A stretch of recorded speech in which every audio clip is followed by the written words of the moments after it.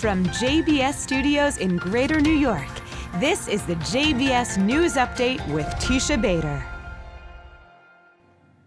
I'm Teisha Bader with the JBS News Update for Monday, November the 22nd, 2021. We open with a deadly terror attack in Jerusalem yesterday that left a young man dead. The incident took place yesterday morning when a 42-year-old Hamas terrorist armed with a submachine gun began shooting at people in the alleyways of Jerusalem's Old City, killing one Israeli man, 26-year-old Eliyahu David K., a recent immigrant to Israel from South Africa. 4 other men were injured in the shooting attack, 2 of them seriously. Police officers who arrived at the scene shot and killed the terrorist. He was confirmed to be a member of terror group Hamas's so-called political wing. Hamas praised the deadly attack as heroic. Thousands attended the funeral of Eliyahu K. today, who worked at the Western Wall, the Kotel, as a tour guide after serving as a lone soldier in the IDF. K's murder was mourned across Israel and the Jewish world. Among the members of the Israeli government at the funeral today, Diaspora Affairs Minister Nachman Shai, who later shared the letter he sent to the rabbis of the Jewish communities of South Africa, where Eliyahu was from. The letter reads in part, Eli represented the best of the Zionist spirit, nurtured in Johannesburg, and the proud new Israeli living his dream in Israel. The people of Israel, the South African Jewish community, and Jewish people around the world mourn this tragic loss together. The U.S. State Department issued a statement yesterday saying we strongly condemn the terrorist attack today by a Hamas gunman in Jerusalem's Old City, which killed 1 person and injured others. We offer our condolences to the victims and their families.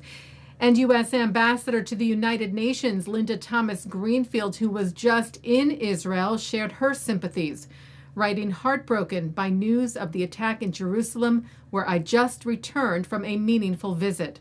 My deepest condolences to the families of those injured and killed.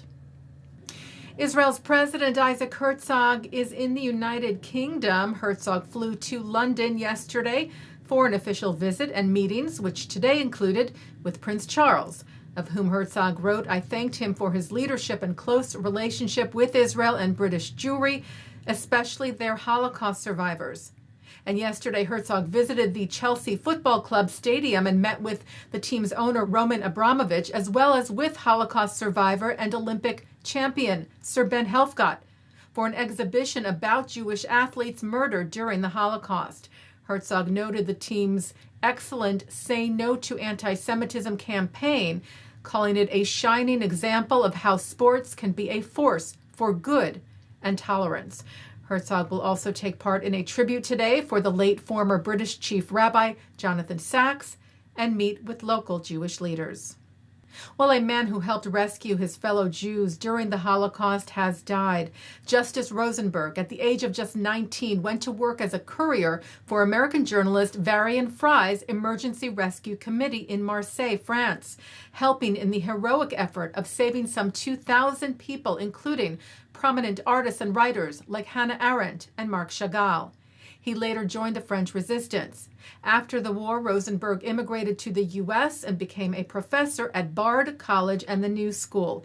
In 2011, he and his wife established the Justice and Karine Rosenberg Foundation to fight hate and anti-Semitism. Justice Rosenberg died on October the 30th. He was 100 years old.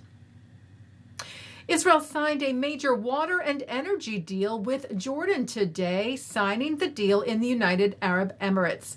Israel's Minister of Energy, Karine El-Harar, tweeted along with the UAE's Minister of Water and Food Security, Miriam Al-Mahiri, and Jordan's Minister of Water and Water Resources, Dr. Muhammad Al-Najjar, I signed a memorandum of understanding today according to which Jordan will generate green electricity for Israel and Israel will desalinate water for Jordan.